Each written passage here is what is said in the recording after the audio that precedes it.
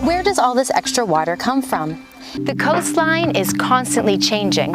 Anyone who goes to the beach knows this, from changing tides to winds causing waves or still waters, to clouds blocking our sun. The beach is different every single day. But there's one change happening that we don't immediately notice, but is having a huge impact on our coastline.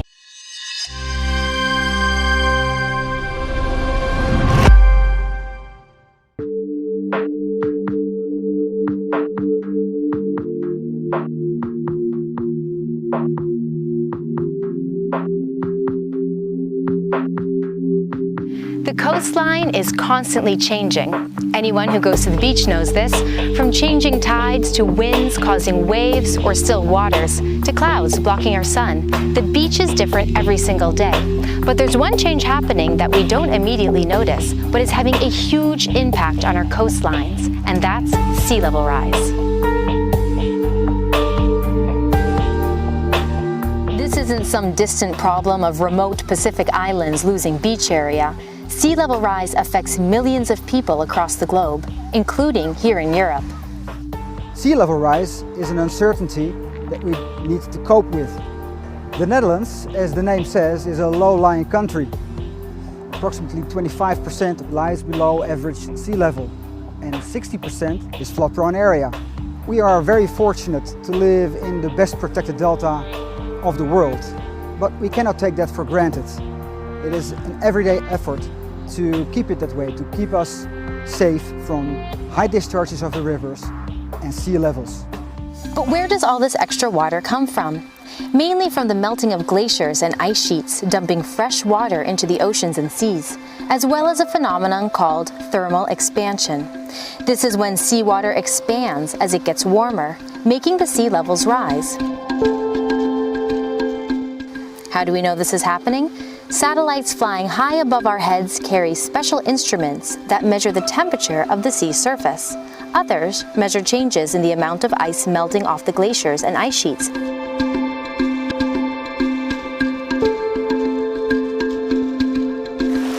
So we know how much ice mass is being lost from glaciers and ice sheets, and we can see the water temperatures rising, so therefore we can estimate the overall sea level rise.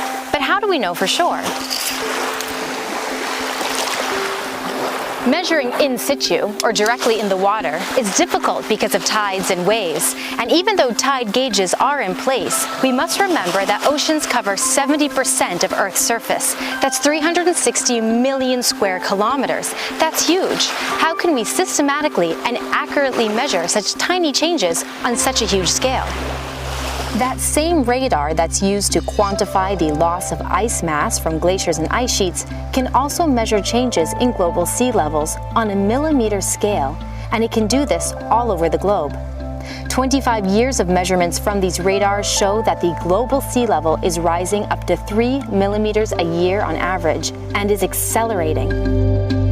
That may not sound like a lot, but think, at a rate of 3 millimeters a year, that's 3 centimeters in 10 years, or 30 centimeters in 100 years' time. Let's look at the key word here, average. Surprisingly, the water is not rising uniformly across the globe. We have to take factors into account such as currents or gravity. Satellites can also provide this information to give scientists more data that they can factor into their calculations. In some areas, the sea level is rising by more than 10 millimeters per year, while in others, it's going down more than 10 millimeters a year.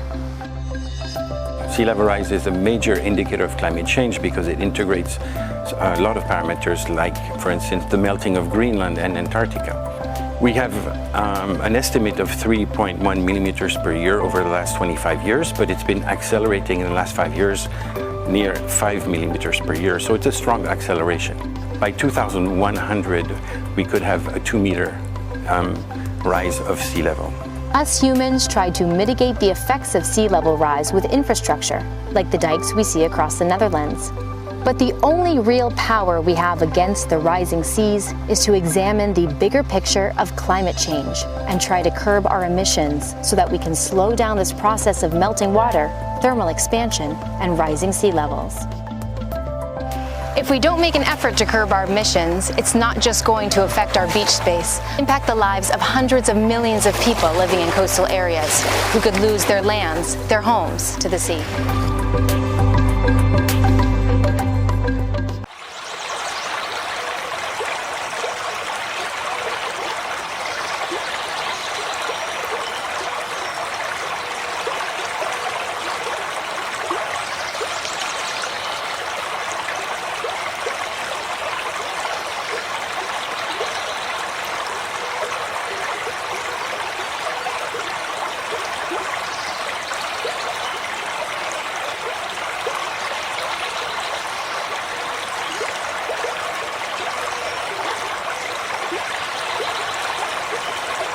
Thanks for watching. Show your support by subscribing, ringing the bell and enabling notifications.